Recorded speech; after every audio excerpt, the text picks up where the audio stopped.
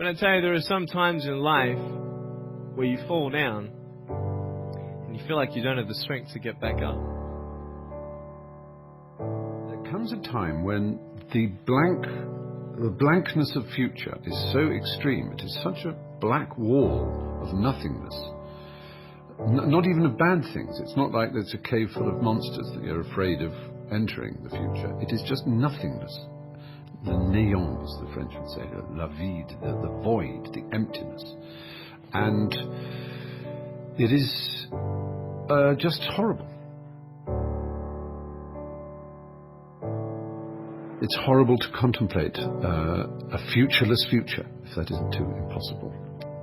And so you just want to step out of it, to step out of the whole race, the whole business. The monstrosity of being alive overwhelms you. I thought, what kind of purpose do I have to live? I mean, are you just here to live to die? I mean, is there not a purpose for me? Is there not a purpose in life? And I had questions and no answers. And I asked my mum and dad, why did this happen? I asked doctors, why did this happen? They don't know. There are some things in life that are out of your control that you can't change and you got to live with. The choice that we have, though, is either to give up or keep on going. The very first thing I want to offer you is empathy. I understand that the feeling is real. This idea that you want to just put an end to the entire game of life. So, beyond my empathy and my care for you, my heart going out to you, I want to offer you this, that there's a law. There's a law in nature which is that of seasons, right? So, in the wintertime it's cold, right? It's freezing fucking cold in the wintertime, especially if you live in like the north. And it could be so cold that you're miserable. If a man was so cold and miserable that he decided that perhaps I should kill myself because this freezing cold misery is not worth living in, someone might offer him the idea that, or remind him of the law that, dude, this is like, you've got maybe another 6 weeks, you've got maybe another 8 weeks, and then spring's coming, man. It's just the way it is. Things cycle through. It's just a season.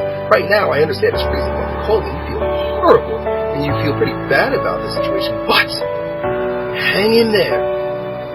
70% of illnesses on the planet, all kinds, are self-created.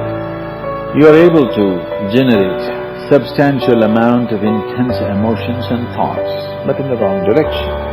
You are generating thoughts and emotions which work against you, not for you. You think it's your right to throw tantrums? You think it's your right to get angry with people? You think it's your privilege to be depressed so that you'll get attention from somebody? You keep playing this. One day you will not be able to turn back. How did I get from depressed to who I am today? Because I tell you, I was depressed. When I was age 8, I used to concentrate on the things I didn't have. I wish I had arms and legs, and I wish I could do this, but what can I do? You see, I have a choice, and that's what I want to talk about today, choices. I can either be angry for not having arms and legs, or be thankful for my chicken drumstick. And you see, I can still do a lot of things. At home, I can brush my teeth, comb my hair, get myself ready in the morning. And I'm traveling around the world. It's amazing. Happiness is a choice. That is what I want to live my life by. You can't always be happy. Listen, I know, I'm not crazy. I realize the realism in always being happy. Sometimes you have to put up with some crap in your life.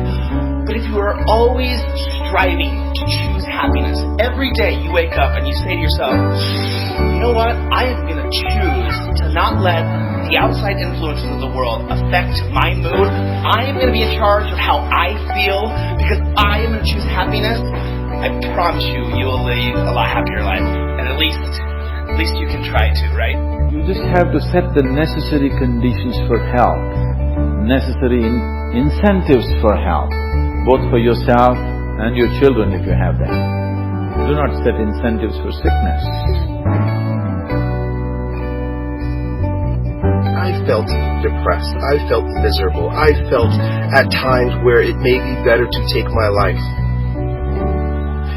But with the wisdom that I gathered in my 33 short years of life, I've come to realize that it's just feeling.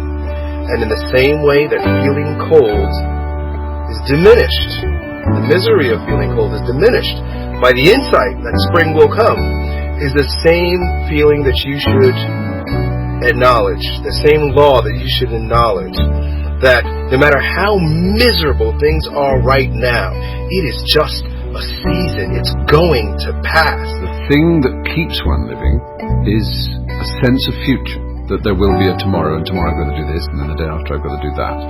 Not that any of these things have a particular logical purpose or convincing reason to exist, but they somehow keep one going. In the words of Dorothy Parker, a great wit and writer, poet, you might as well live.